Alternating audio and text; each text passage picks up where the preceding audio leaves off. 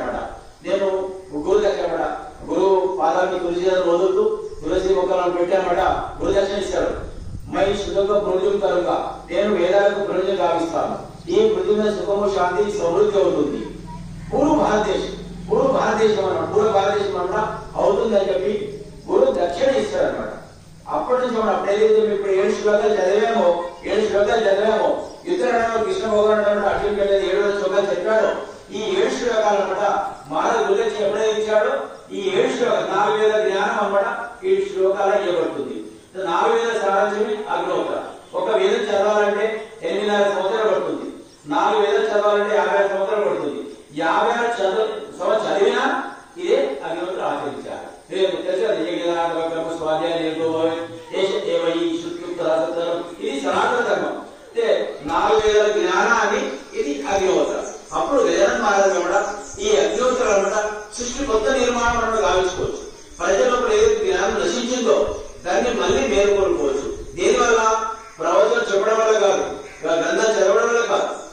4 వేల చెప్పబడుతుందో ఆ అగ్నిహోత్రం చేయడం వల్ల మనకనమాట మన జ్ఞానం పెరుగుతుంది, సంస్కారం వస్తుంది, సృష్టి కొత్త నిర్మాణం జరుగుతుంది, ఈ భూసంపద పెరుగుతుంది అని దీనివల్ల జరుగుతుంది చెప్పి గజానన మహారాజు కాబట్టి ఈ అగ్నిహోత్రం అనమాట మళ్ళీ అందరికీ అనమాట ఇన్వైట్ జరిగింది. అప్పటి నుంచి అక్కలకోట నుంచి ఈ అగ్నిహోత్ర ప్రపంచవ్యాప్తంగా వ్యాపిస్తుంది. ఈ రోజు మన దేశమే కాకుండా 72 దేశాలు ఆచరిస్తున్నారు. 72 దేశాలు ఆచరించి హ్యాపీనెస్ ఆనందం అనమాట పొందగలుగుతున్నారు. ఆనందం అనమాట ఇప్పుడు మార్కెట్ ఎక్కడ దొరికేది కాదు. ఆనందం అనమాట డబ్బులు ఇచ్చిన చాలా మంది ఉన్నారు. కానీ ఆనందం ఎక్కడ దొరుకుతుంది? ధర్మాన్ని ఆచరించే వల్ల సుఖము శాంతి సమృద్ధి మనకు లభిస్తుంది. సమృద్ధి అంటే మీకు అన్ని ఉన్నట్టే. సమృద్ధి అంటే అన్న డబ్బు కాదు. సమృద్ధి అంటే మీకు అన్ని రకాల హెల్త్ బాగున్నట్టు ఐశ్వర్యం ఉంటుంది, అన్ని ఉంటుంది. దాని ఏమంట ఎవరిస్తారు? ఈ ధర్మాన్ని ఆచరణ వల్ల అన్ని లభిస్తుంది. ధర్మం రక్షించి చెప్తాం కదా, ధర్మాన్ని ఎవరైతే రక్షిస్తారో ధర్మమే మనల్ని మన అందరినీ మన కుటుంబాన్ని రక్షిస్తుంది. అలా చెప్పబడుతుంది. అక్కలకోట నుంచి ఈ యొక్క ధర్మాన్ని అందరి అందియబడుతుంది. ఇది చాలా సరళం అనమాట. ఇది సాక్షాత్ అనమాట రాముడు. మీరు రాముడి చరిత్ర చూస్తారు. రాముడు అనమాట దశరథ మహారాజు పుత్రగా వ్యాఖ్యలో రాముడు పుట్టక జరుగుతుంది. రాముడు ఏం చేశాడు? బాల్యంలో అనమాట యజ్ఞ సభలకు రక్షించడానికి ఎంతోమంది రాక్షసు సంహరించాడు. రాజ్యాన్ని వదిలి అరణ్యవాసం పోయేటప్పుడు అనమాట ఇది బాధ్యత కౌశల్యమాత గొప్ప ఈ పాత్ర తీసుకొని ఆయన పోతాడు. అడవిలో అనమాట ఆయన నిరంతరం అగ్నిహోత్రం చేసేది. ఎక్కడైతే పర్ణశాలను ప్రవేశిస్తున్నప్పుడు అనమాట ఈ 4వ ఆహుతి కూడా ఆయన యజ్ఞం చేశాడు. మీ రాముడి మొత్తం కూడా యజ్ఞం పుట్టొచ్చాడు కనిపిస్తుంది. తర్వాత భగవాన్ కృష్ణుడు ఏం చెప్పాడు అర్జునుడికి? అన్ని వదిలేసాయి. యజ్ఞ దాన కర్మ స్వాధ్యాయం ఈ శుద్ధ సందర్భాలు మీరు అన్ని వదిలేసండి. దీన్ని వదలడానికి వెళ్ళేది. ఇది సృష్టి ఆరంభం. మనం లైఫ్ దీని మీద ఆధారపడింది. మీ యావత్ బాధ్యత నేనే తీసుకుంటా చెప్పాడు. గౌతమ బుద్ధుడు మాట అదే చెప్పాడు. అప్పుడు హింస బాగా జరుగుతుంది కాబట్టి ఆయన దాన్ని హింస ఆపడానికి యజ్ఞ సంస్థ ఆపించాడు. మళ్ళీ ఎక్కడైతే 25 సంవత్సరాల క్రితం యజ్ఞ సంస్థ ఆపించాడో మళ్ళీ శ్రీ గజానన మహారాజు గారు కలిగి యొక్క అవతార పురుషుడైన గజానన మహారాజు గారు మళ్ళీ దీన్ని వెలికి తీసినమాట. ఈ ధర్మాన్ని మన అందరికీ అనమాట అదే జరుగుతుంది. దీంట్లో మన హితం ఉంది. మన హితం కదా పర్వహితం అందరి హితం దీంట్లో దాగి ఉంది అనమాట. మరి విత్తనం లోపల ఎట్లయితే వృక్షం అంత విశాలమైన వృక్షం ఎట్లయితే దాగి ఉంటుందో అగ్నిహోత్రం మాత్రమే శక్తి అన్నమాట దీంట్లో దాగి ఉంటుంది.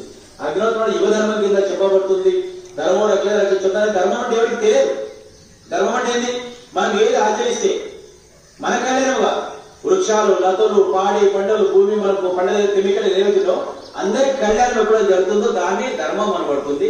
అదే అగ్నిహోత్రం అన్నమాట. సింపుల్ అనమాట. ఏం తింటున్నావు, ఏం కాదు, ఎలాంటి సంబంధం లేవు. రోజు మన ఇలా మనం చేస్తూ ఇతరులకు అనమాట తెలియజేయడం మనకు బాధ్యత. మనిషి జన్మ వచ్చిందే దాని గురించి.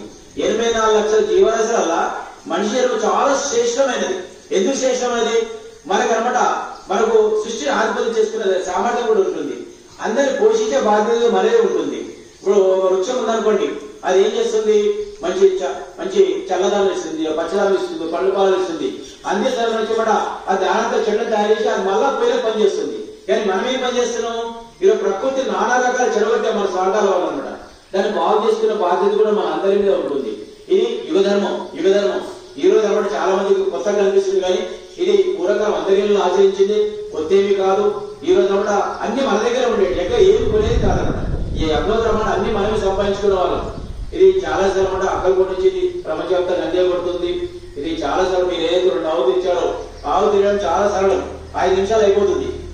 కానీ దాంట్లో అపారమైన ప్రాణశక్తి ఉంటుంది. ఎప్పుడైతే అగ్ని వెలుగుతుందో మీరు పరమేశ్వర శక్తి ఉంటుందో దాన్ని క్యాచ్ చేసుకొని దీంట్లో అనమాట మీకు అనమాట దీంట్లో ఇక్కడ బంధించేస్తుంది.